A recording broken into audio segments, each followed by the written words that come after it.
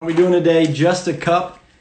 Brian Fetzer here, world's greatest team, IG Live, and we keep it rolling every single day, bringing in some great athletes. Today, two-time NCAA champ is one at the Division II level, and U.S. champ indoors here just a little time ago, and an Ashland.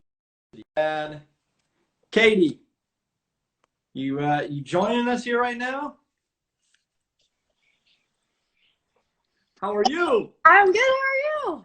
Awesome. Hey, I was excited to get to get you on because I know you are legitimately a ball of energy.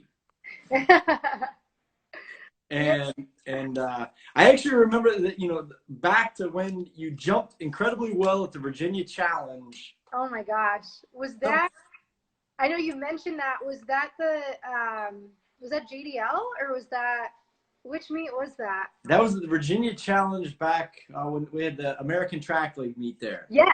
Oh my, and it poured. It poured that day. I was like, I don't even want to jump because it was rain delayed. We had to sit in the car for these torrential. And then you jumped well. It ended up working out, but I was not super excited.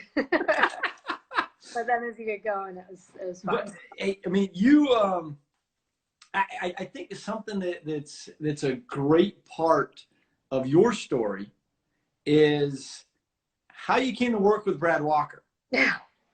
Yeah. And I think it's every athlete has their unique stories, and you have a lot of stuff that we can unpack. So I'm pretty excited about it.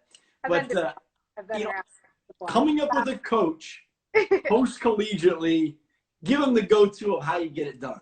Yeah, I knew Brad while he was still competing at the end of his career, and so I had his number just through that. And so after 2016, when I didn't make the team, I was looking for a new situation, and I heard that he took the job at Washington State if he could coach elites. And I was like, yeah, every time I'd spoken with him, I was just captivated by whatever he was saying. Sure. And I just felt like I could buy into whatever he was coaching. And I mean, he was so phenomenal himself that I was like, yeah, it makes sense. I wanted to reach out to everything. I had kind of looked at a couple different options, Phoenix, Chula Vista, and all were good, right? But nothing really grabbed me. And as soon as I visited Brad to just try it out in November, I think, of 2016 after that year. And it was just immediately like, I have to be here. This just makes sense. What's the difference? What is the big thing that Brad's kind of brought to the table? Maybe change things up with you or kind of added to things for you? It's been the mental game, I would say, more than anything. And by changing the mental game, because I was always afraid to pole vault. I still kind of am. Hold on. Afraid to pole vault as a pole vaulter. Yeah. Well, I love anything that's like an adrenaline rush and things like that, but I just never really knew what I was doing, and I would just run down as fast as I could, throw my hands up, and didn't really know what to focus on or think about, and so it would just kind of happen instead. Isn't that how pole vault coaches coach? Just run fast, throw your hands up, and yeah, you would think. Ultimately, you want it to be as simple as possible like that, but you have to know how to think on the runway. I never did, and so by him kind of addressing the mental side of it and saying, okay, this is what we're trying to focus on doing, then I could actually make changes in what I was doing. And then the technique got so much better as a result of that. But it really started from the whole mental game for sure.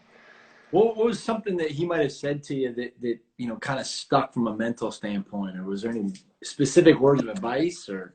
Yeah. So the biggest thing, and we kind of like poke fun about this now because it's so true, but it just seems so obvious, is that he's like, it's a choice. When you get on the runway, you either choose to come down and execute or you don't. And I was always, it took a lot of effort for me to like really focus, and I never knew quite how to do that on the runway with everything happening so fast. And he's like, it's the same as if you would go out and do a long jump. It's the same as if you go out and do anything else trying to just execute things. But people, myself included, just add this element of fear. And obviously that's right. there, but you can make it just very like, I don't want to say robotic, but just that you're just out there trying to execute something. Then it's like when we do pole runs on the track where you're not actually jumping into a pit, but you're running with the pole. Right. Everything about that can be perfect because there's no fear element. And so it's like we get on the pit and all of a sudden there's this fear element. And it's like if you just focus and try to do things the same way over there, it's really quite simple and not as scary as it can be. Sure. So. No, that I mean that's great advice. I mean that's great advice for any athlete that you know. Yeah. They choose to get out there and do your job, I guess, or you don't. So I know that vaulting is definitely can be more emotional, but it doesn't have to be. Sure. A lot of people just think, I know when I got there, I was like, it's so scary, but it's this, that, the other thing. He's like, no, it's not. It's just pole vault. It's just come down, you do this, this, this, and it's all right. Like, so it's been fun. So what do you got in the cup? What do you got in the cup? I got hot tea.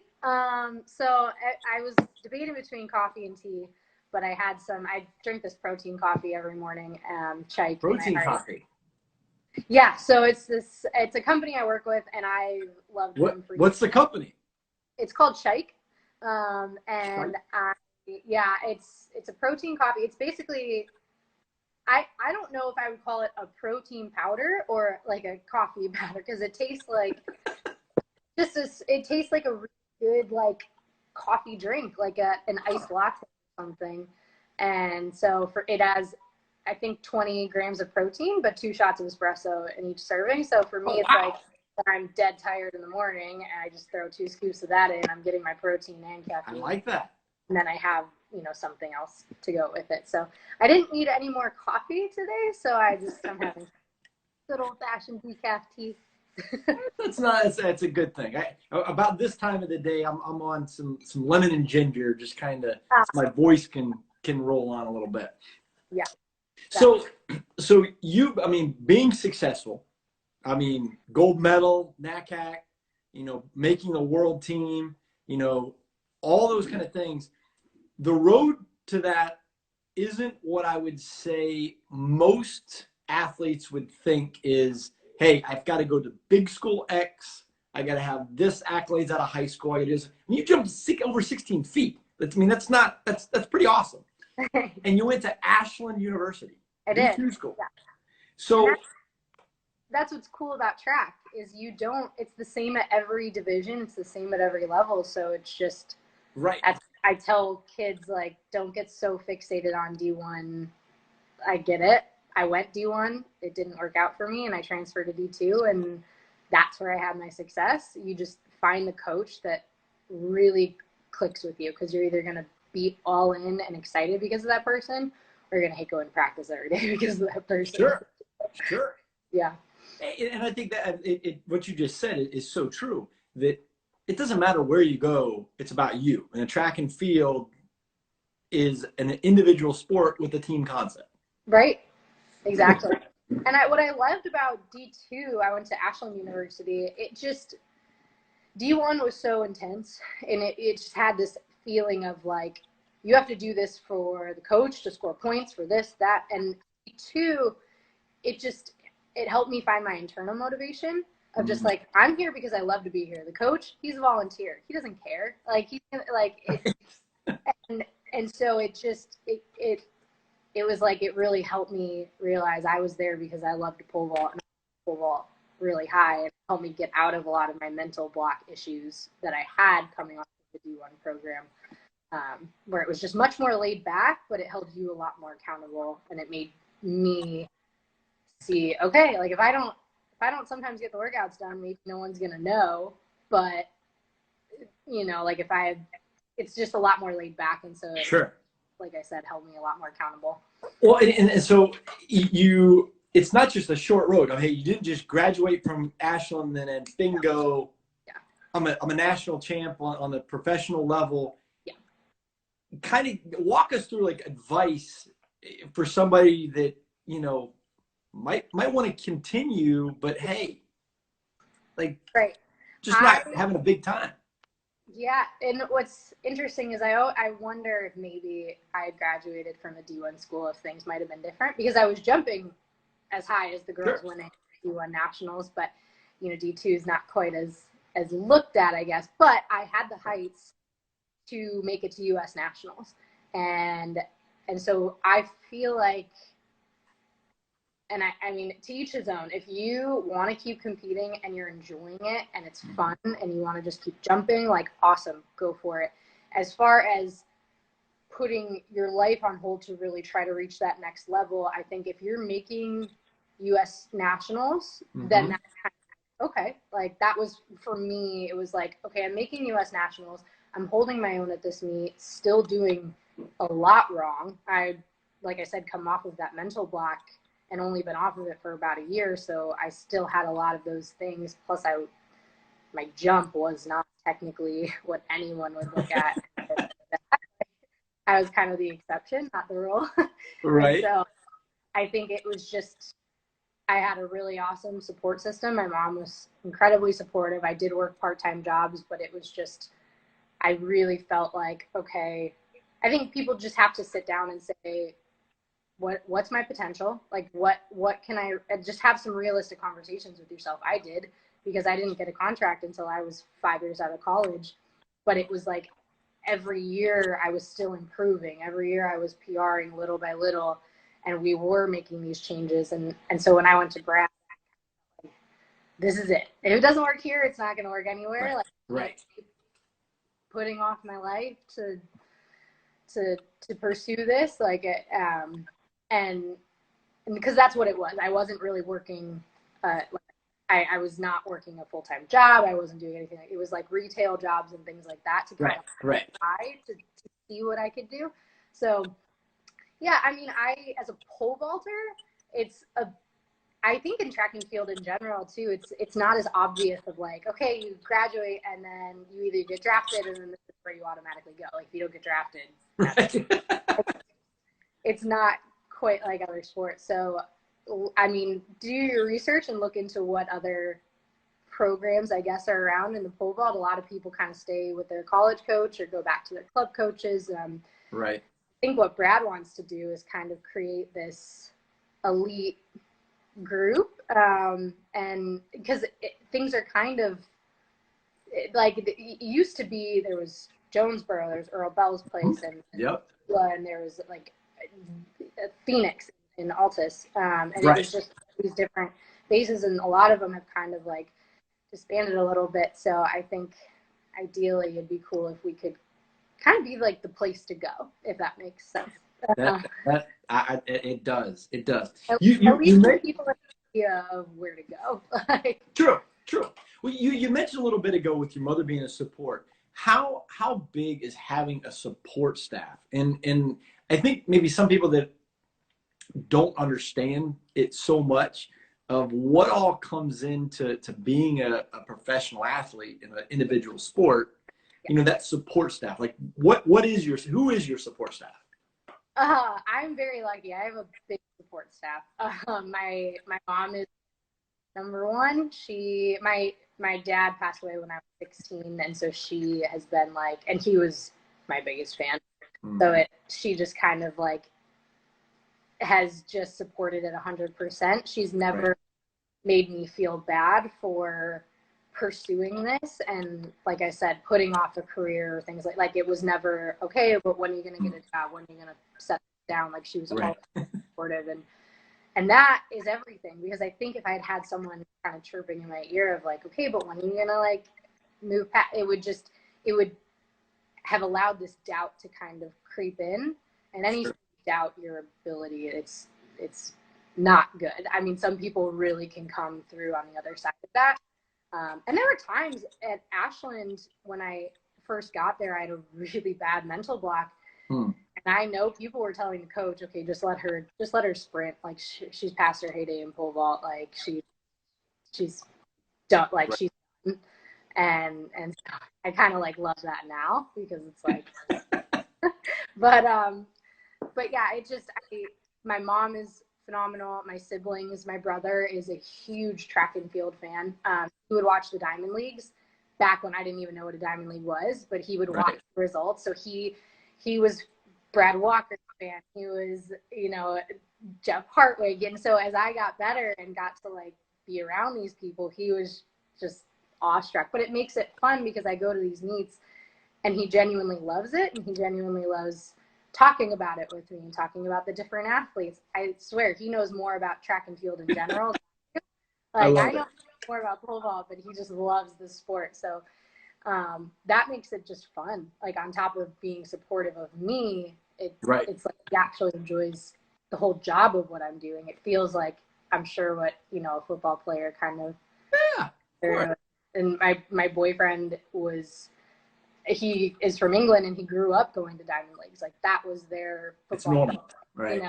So it just, and my extended family, they're amazing. And when I went to Worlds, they all came over my house and had like a viewing party, like all my aunts and uncles. That's awesome.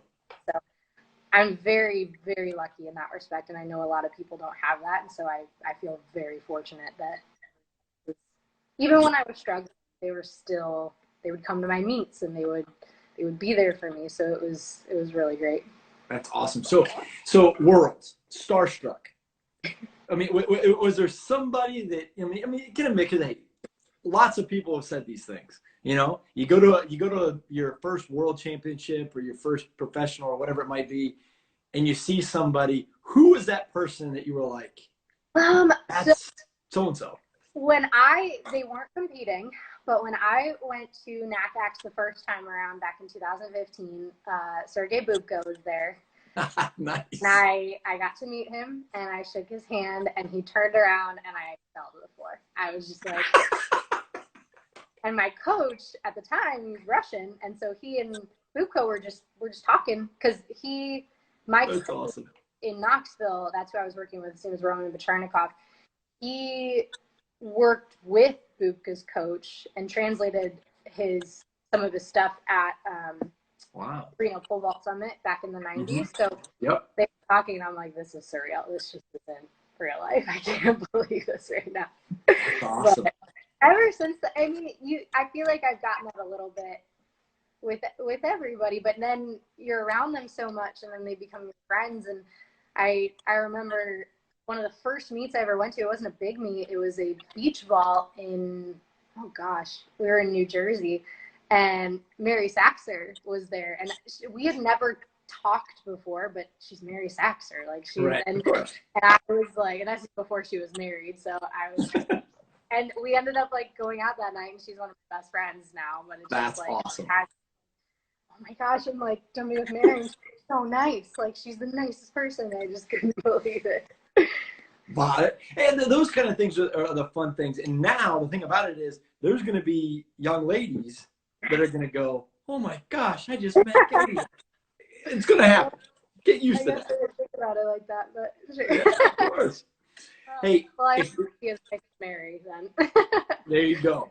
Well, if you have any questions, put them in the comments down below, and we'll start answering some. B Schneider 5 says, "Tell us more about Ashland." B Snyder 5 is my best friend and roommate from Ashland. Wants me to talk about Ashland. But yeah, that's actually a huge reason of why I transferred to Ashland, is because I had friends that went there.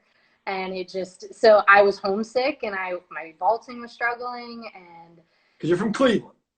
Yes, I'm from Cleveland, and I was down in Dayton, and it was, 4 hours away. And so then I transferred up to Ashland. It was an hour from home, really easy drive. But I just loved the vibe that I got from the pole vault coach and the whole track program. I had friends on the track team, friends just at the school. It was a smaller school. They had built a brand new track. So I just had this gut feeling that that's where I needed to be. They have a legendary head coach, Judd Logan. Judd Logan, he just has this presence where when he shows up and he's around, you want to get it done. Yeah. Like, you just want it to get done. Like, he just has this voice and this presence of like, that's that's what a head coach needs. Like, he was awesome. And you mentioned it before. I don't think some people understand how good Ashland is as a track and field program. Thank you. Like, it's. I mean, we are every year we're in the top nationally every year, Right. and I know it's too.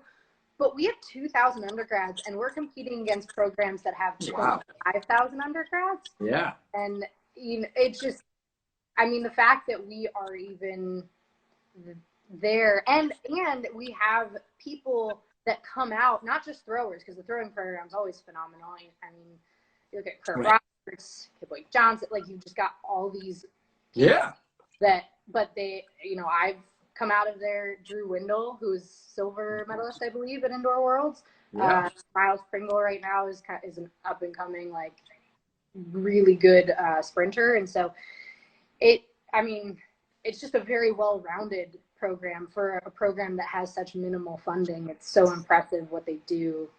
And I know the slogan of D2 is "I chose D2," but it's like, I chose Ashland. Like, it's like it's everyone there just has this work ethic of, like, I want to be good, and I want to be good for this program. That's and awesome. It's funny because it was so internal, and that's the kind of pressure externally that comes from D1, but it was like, I found that internally, and it was just this sense of, like, pride of, like, I want to do well for this team, like, so. And it made going to national fun, because then you just had, like, a team there. It wasn't just one or two people.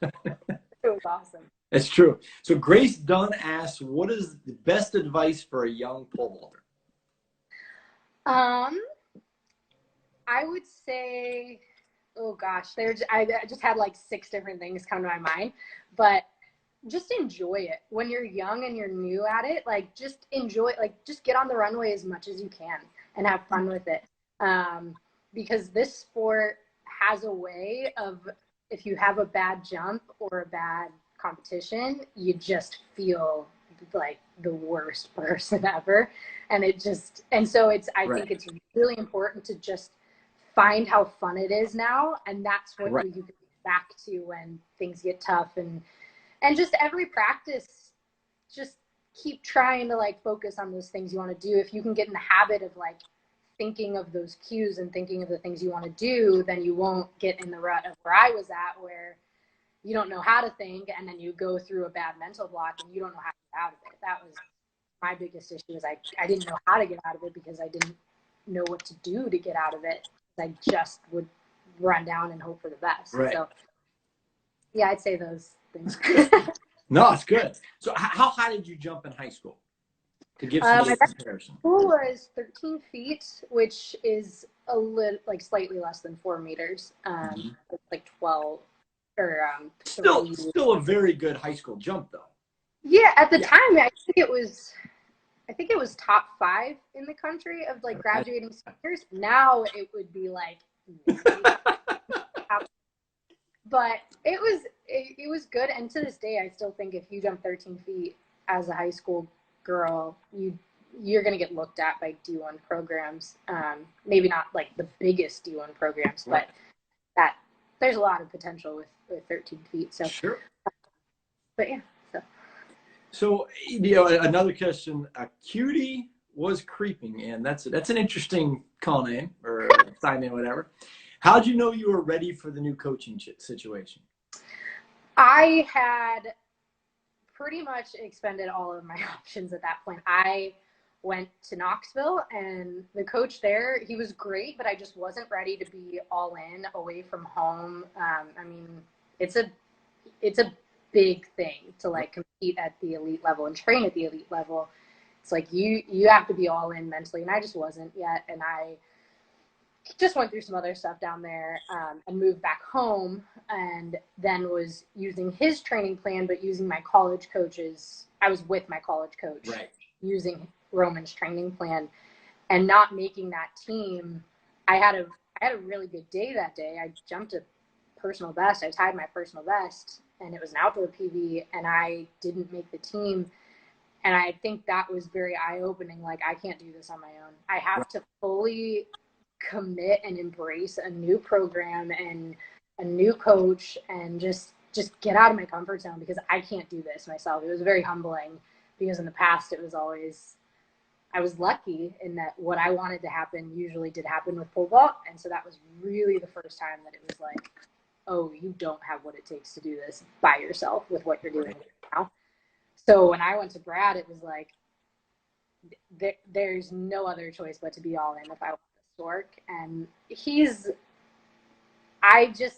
such a way of making it so easy to buy in because he makes it so logical. It's like, and so easy. It's like this will equal results. And he takes so much of the emotion out of it. And I just had never really had a coach that had done that before and made it so simple but attainable, I guess. Sure. Jay Ambler 82 just asked, what's your favorite place to jump not at a regular track to vault at? Oh my gosh, it's so hard. It's not funny. at a regular track though. I'm sure he's talking about street vault. Yeah. I really loved oh gosh, I like Rotok Egern, which is a meet in Germany. They set it up right next to the lake. I mean, the whole view is just stunning because it's the mountains in the backdrop next to the lake. Fun.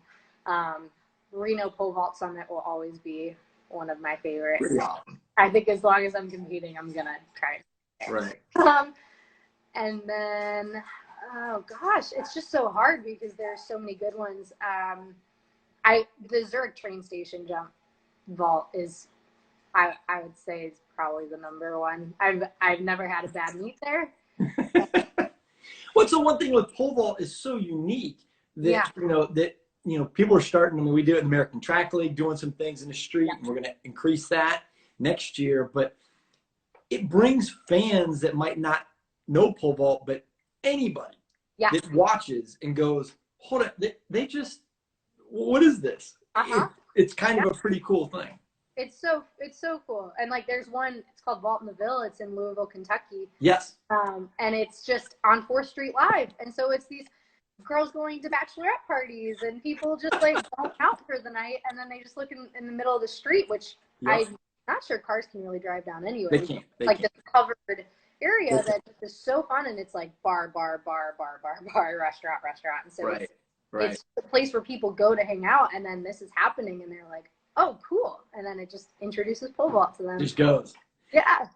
Hey, Daniel Steffen, I need to read this because I think this is a pretty awesome thing. Daniel Steffen writes, not really a question, but your story really helped me overcome mental block and a PR my senior year in college.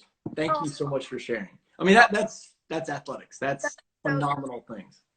That just makes me happy because that's what happened to me. So I love when people, overcoming a mental block in the pole vault is not easy because, at least in my case, I just kept like, I'd come in wanting to be positive and it was like, mine was like, no, you're not.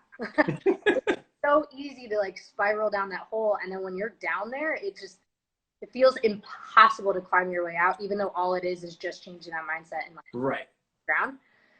But it's just one of the hardest things. So I love, and that's the thing, like Brad helped me immensely, but it's like you have to be the one to get out of it, and you have to have determination to do that. And so it just makes me happy when people do. Oh, absolutely. Well, you talk about blocks, and we're in a kind of a block right now with all this craziness going on. Aren't we? What are some things that you're able to do right now,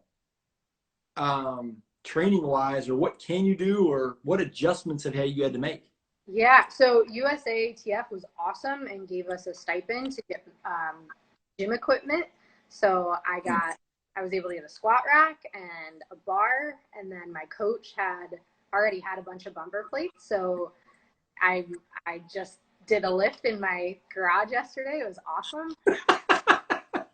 But that's what's kind of weird is we're just all winging it. Like there is no right or wrong way to deal with this right now because no one really knows what to do, and there is no end game right now. Like there's. What's the most unique exercise? What's the most unique exercise? So Chloe Cunliffe sent us a video of her doing what she called a porch drill, where she was doing some leg swings and stuff like that on the porch. Is there anything creative that you're doing right now for pull-up specific training? So we're doing, I would say like most of what we're doing is just like lifting stuff right now. And so we're big on Olympic lifting. I would say that we do a lot of high bar stuff, like gymnastics lifting stuff that's very specific to pole vault and really good for shoulder strength, core strength, stuff like that. And so, and like a lot of body weight stuff too, like I like push-ups, lunges, that sort of thing. We didn't really have access to a weight room. I was doing these circuits where my coach put, I think it was 80 burpees in the workout. Sucks. Yes, it does. Yes, it does. Back to running. I want to go back to vaulting because That's awesome. Well, hey, we're going to end with this one question because I think it is a phenomenal one, and I have no idea how to pronounce the name.